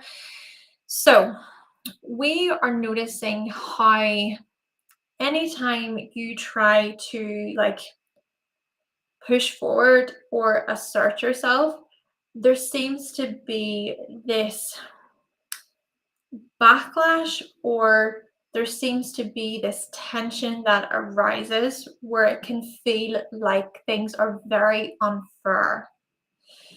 The thing with this is Pallas opposes Mars there. Pallas can be tied to defense and standing up for justice. So there's something about relationships where it seems as if there's just so much conflict. This is what I'm getting here. And what I'm also noticing is the fact that, so going back to the ascendant in Cancer, so this suggests that your life path is very much about emotional security, feeling safe. But we see here that when it comes to feeling safe, this doesn't really seem to be what was experienced or what was felt, especially during your younger years, okay, growing up. We notice here that with that ascendant, it's opposing the sun in Capricorn. We're noticing also that the part of fortune is opposing Neptune and Uranus as well. And then there's even, I would say, there's oppositions between Neptune and Uranus to Mars. So I think this could be where things were disrupted because of family breakups. Okay, it could have been. I don't mean to get so personal, and maybe anyway. I don't want to get so personal, but I'm going there. It could have been a divorce, okay? It could have been a work-related matter, um, uh, because of your parents that led to some type of disruption, or just looking at a lack of stability. This is what we're noticing here, the foundation being disrupted, okay? And then such things having a major impact upon your safety, your security. Now, the sun, being a Capricorn, looks at self-sufficiency. It looks at dedication. It looks at integrity. Now, this, of course, could be, on one hand, that you were forced in many ways to grow up quick, okay? To mature very quickly. Maybe at a rate that was not, that you weren't ready for, basically. But on the other hand, this could also be where throughout your life, okay, if we consider how the seventh house is tied to other people, throughout your life, other people have somehow been able to reflect back to you the parts of you that can support yourself. Okay. The parts of you that can get to a point of, I can provide for myself. And I also think that what's important to note with this is being cautious of losing yourself and other people as well. Merging, becoming overly dependent, okay, clinging. We notice with the dependencies here that the merging here to do with Neptune. But then I would also say with the clinging, there's that Cancerian energy opposite with Mars as well.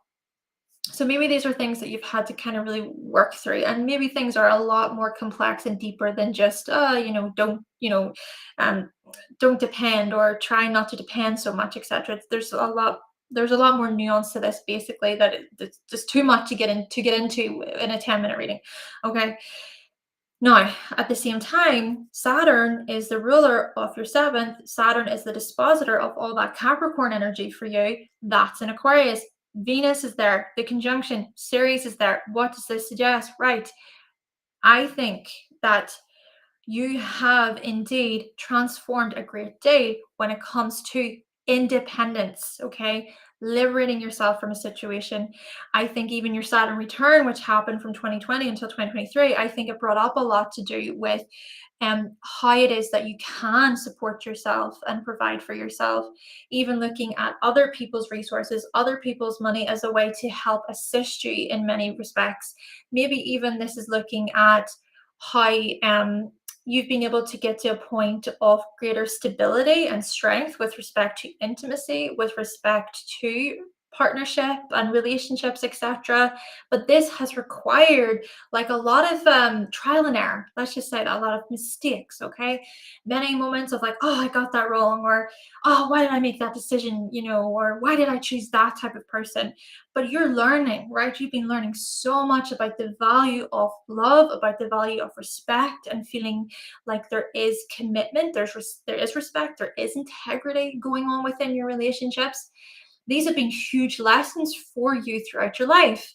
Now, what I further want to say is, of course, you have this Sagittarius energy going on in the sixth house. Okay, you've even got the moon in Sagittarius. So your inner self, even consider how the moon is the chart ruler for you. Your inner self is that of discovery, right? Exploration. You have this free spirited inner world, and you're even willing to like talk to coworkers about it, or talk to just people in general about the things that you want to see and the places you want to go to, etc. Even Jupiter, right? Jupiter, the ruler of the Sagittarius energy for you, is in the fourth house. And so I think that there is a big part of your inner core that wants to feel like there's freedom, and you can expand, you can grow, you can even expand your horizons when it comes to relationships and connection. I think you even have this very romantic side to your personality. Now, of course, there is the T square going on here, of course, with Jupiter making the square to the Uranus energy, and even let's consider that part of fortune there in Cancer, etc. But still, I think that this is about you getting to a point of, no, I belong here. I feel safe and secure here. And, it could be that, as I'm trying to suggest, it could be that other people have really helped you, a certain partner, friends. I think that you've been able to learn many valuable lessons about the true meaning, basically, of family and home and closeness, etc., togetherness there, even with the part of fortune being in the first house in Cancer. You know what? It could be that what brings you the most joy and happiness in your life is family, and getting to a point with family members where there is some type of security there, where there is this feeling of safety present. And perhaps as well, you can be very tenacious and very determined and a very resilient person. Though, just I want to, because there's only a minute left, I do want to mention again that Sagittarius energy, right? So the North Node is also there. So I think that a big part of your life path, your purpose, etc., your destiny, even tied to the North Node, is that of following a working path where there's the ability to expand, to grow, even looking at promotions, looking at journalism, travel. We are noticing just how much you may travel for work, or it could be that work is even strongly tied to reporting, networking, technology there, okay, because Mercury is also there in Sagittarius. But then again, looking at things on an international scale or on this much wider scale, okay, possibly even looking at how you can really advance, taking on more advanced training programs for work, etc., and just getting better and better, and possibly even lecturing, possibly even teaching, possibly sharing your knowledge with other co-workers, passing on your knowledge, passing on your wisdom. Okay, stop. That was yours, Quiet Storm. I hope that you find that to be useful. Okay, earlier years, yeah, especially romantic. Accountability, yep, yep. It's interesting, yeah. We saw that, yeah. And then with the earlier years, and that's the thing, with Saturn energy, with Capricorn energy, it's so much about growth, isn't it? And maturity, taking responsibility. Yeah, and like you say, accountability, definitely. Okay, so lastly, we have Roxanna. Of course, Quiet Storm, thank you so much. Roxanna, let's look at your chart just to see. Now, again, this is not an astrocartography reading, but we can have a look and see. So this is the last reading of this evening. Thank you all so much for being here today. And I do apologize if I've been a little bit flat today.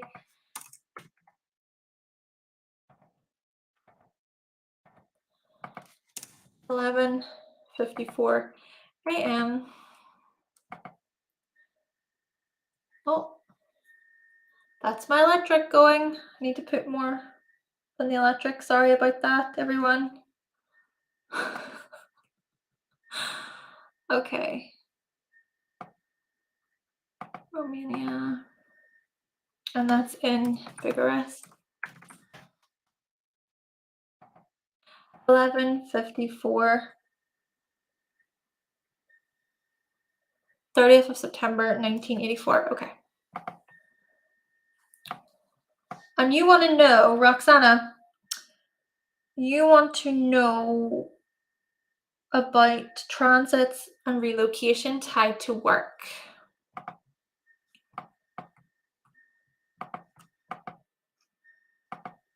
If that does not go off in a second, I might go down and turn it off. Okay.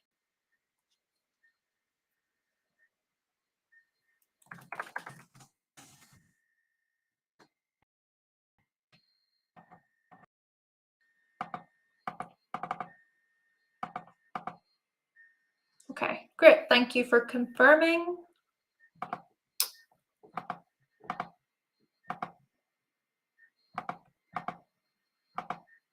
Okay. And then what I'll do is grab this.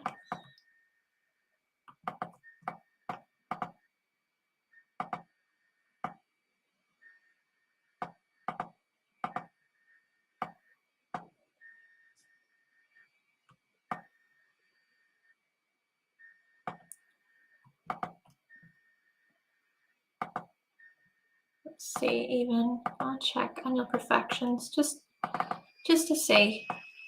So 1984, so 2022, 1984, 38.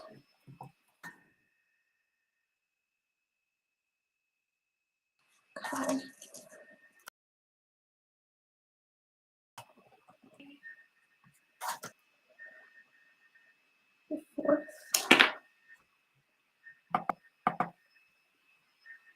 Okay. Okay, so Roxana, this is basically, oh, Tate, thank you that you're spot on, Elizabeth. Being very comfortable being alone. Okay, great. I'm glad to hear that things were spot on. Thank you so, so much, Tate, for your feedback.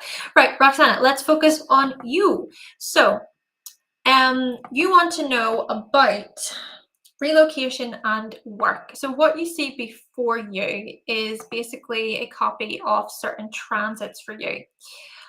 All right, so what I find interesting about this particular chart of yours is the fact that, so the North Node is actually there in Taurus. So you did just experience your nodal return. And so we are noticing then these big shifts to do with purpose, to do with direction. And Uranus will eventually start to make a conjunction to that North Node over the next year or so, or couple of years, I would say the next couple of years.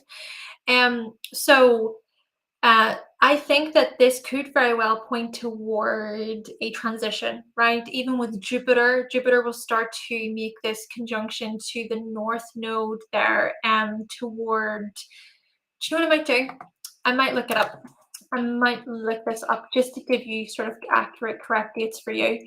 So Jupiter conjunct Uranus in Taurus. When is that? That is definitely in 2024.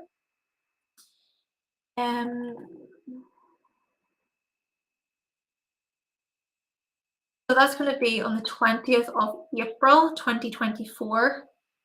Okay, around that time. So it's going to be around that 21, 22 degree point, which I suppose is kind of close to the North Node, but maybe this will be more stronger.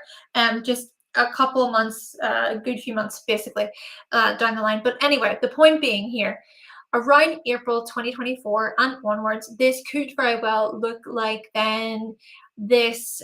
All right, okay, you said relocation. This could look like a relocation activation. Okay, that could be where there is literally travel involved. This could literally be a situation of traveling for work purposes and moving for work purposes. Okay, because Jupiter, of course, is tied to long distance travel, and then Uranus is even tied to change, and I mean like big change.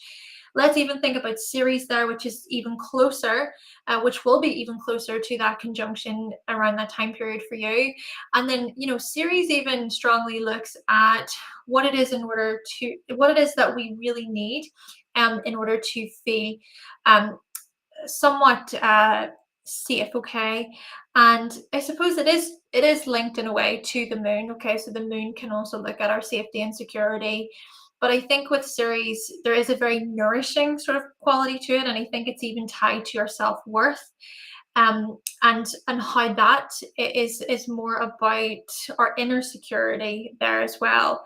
So in your case, I do think that next year could be this moment of, okay, this is what I need right now. Okay, this is what I need in terms of a role where things are more settled, things are more familiar. And I do find it interesting. And what I go to is, why is it that you are feeling this way?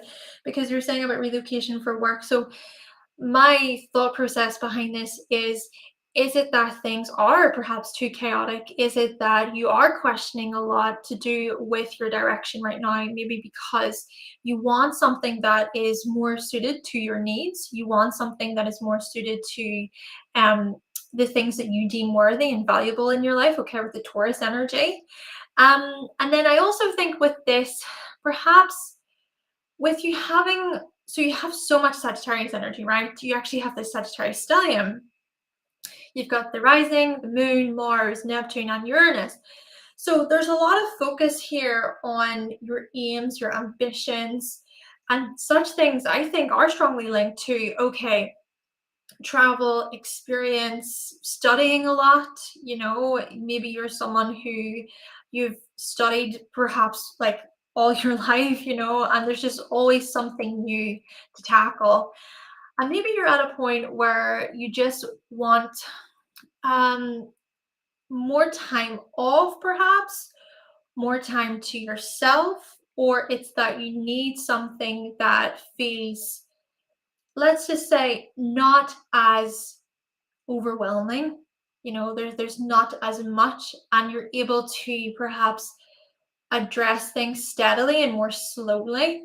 And this is interesting. This is so interesting to me because, Roxanna, you're a Libra, okay? Your sun is in Libra, and the path of a Libra, how can I put this, is strongly about balance. And when the balance is not balance, okay, when things are out of balance, basically, it's about trying to restore that balance. And maybe this within itself is tied to the sixth. It's tied to the Taurus energy because, of course, they're both Venus ruled signs. So this is where we're noticing, okay, the sun conjunct the midheaven, needing to feel like there is balance. You can keep on top of things quite well when it comes to your professional life, when it comes to your working life. But then also it's about needing to feel somewhat calm, like calming yourself a bit, okay? Maybe even the Mercury retrograde is going to be quite eye-opening for you. The Mercury retrograde in Virgo, where you're going to be able to reassess your priorities, to reassess what it is that you would really like to do when it comes to work and your services, when it comes to your public position.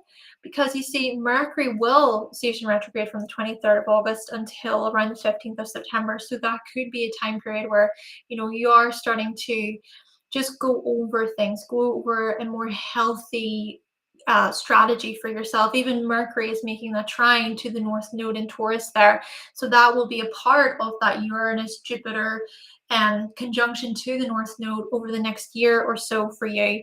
So yeah, I just think that there's many conversations to be had here when it comes to the arena of work overall.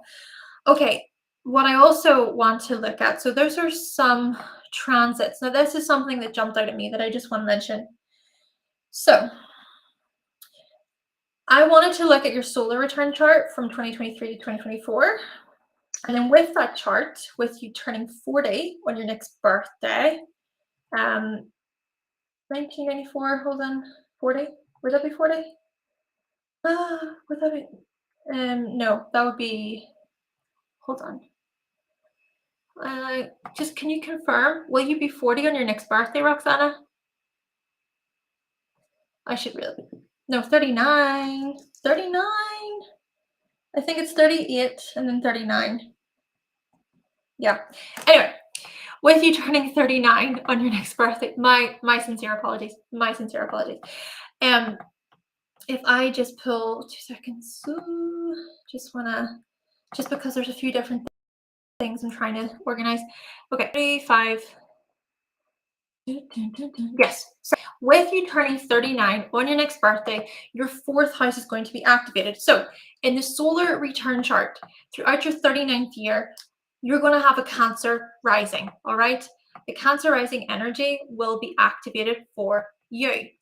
So with the Cancer rising energy in combination with you experiencing a fourth house annual perfection, I think that there will be a lot coming up for you with respect to family and home and security overall. And even if we think about how in the fourth house in the solar return chart, there will be that Libra energy in the fourth, and then you have that Libra energy going on up in the 11th house with your sun in your midheaven. Yeah, I think that this could very well look at a redirection or something different in terms of home, okay, where it is about, right, you seek to be in an area, in a location where it feels more balanced and harmonious for you. But I think even the big question to do with family and home is going to come up, because basically your outlook on life throughout your 39th year, okay, your outlook on life is going to be filtered through that Cancerian energy. It's going to be filtered through home, okay? Thinking about, okay, what do I need? How can I support myself here? How can I support my family? And then even the moon, which will be the chart ruler for you there, that's going to be in Aries. So that could very well, the North Node there will also be up in the 10th house. So that could very well look at you then considering, okay, right, what are my aims here? What are my goals when it comes to my professional life? How can I assert myself here? What can I do in terms of leadership? Or how can I even push myself forward in a way where I feel quite fulfilled? There's a large part of the moon that is tied to your own emotional fulfillment. So yeah, I think there is a big part of it that's about um, considering your own emotional needs and passions here. You said, Roxanna, that you think you have your progressed moon, which is opposite your progressed sun soon. Progressions. Yeah.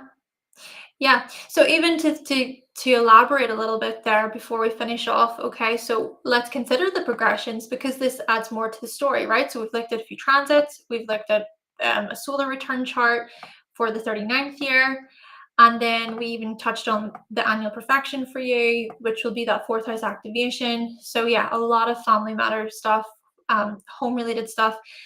But then with the secondary progressed moon also being there in the 6th, yes, this is a 2.5 year period where you are considering your emotional security and feeling stable, feeling steady emotionally.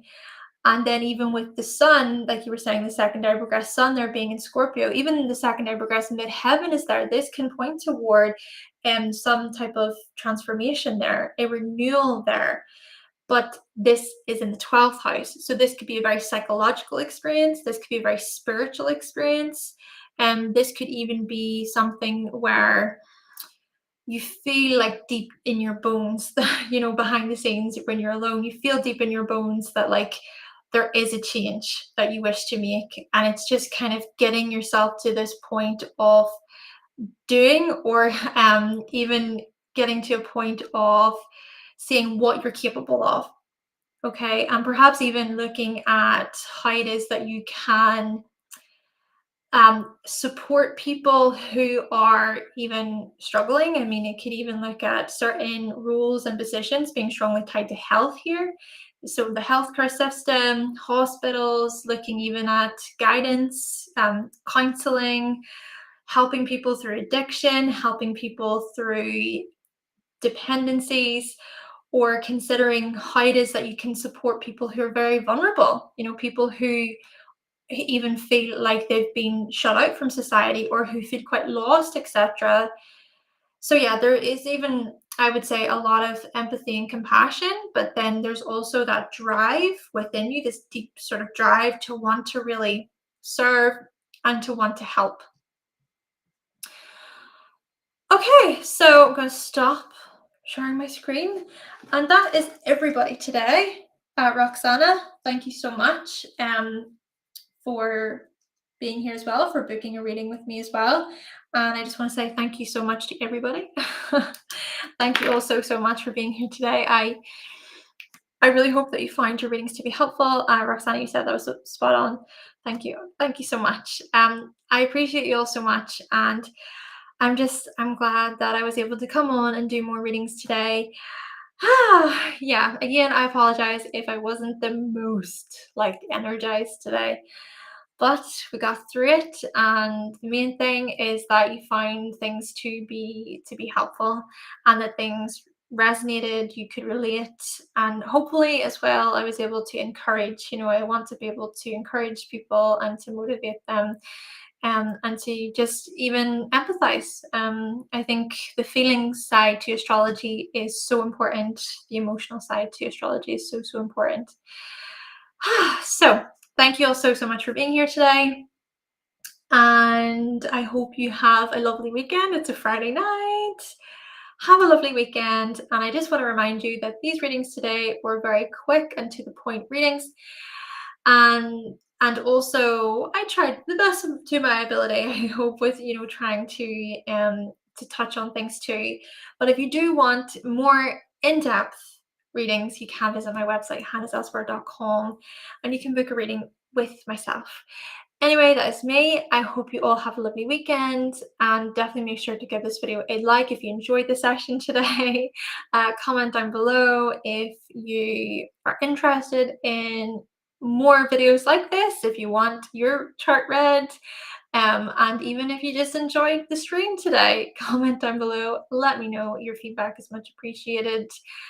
And I will talk to you all. Oh, yeah, subscribe if you haven't already. I think I said that already. Anyway, thank you all so much. And I hope you all have a lovely weekend. And I will talk to you later.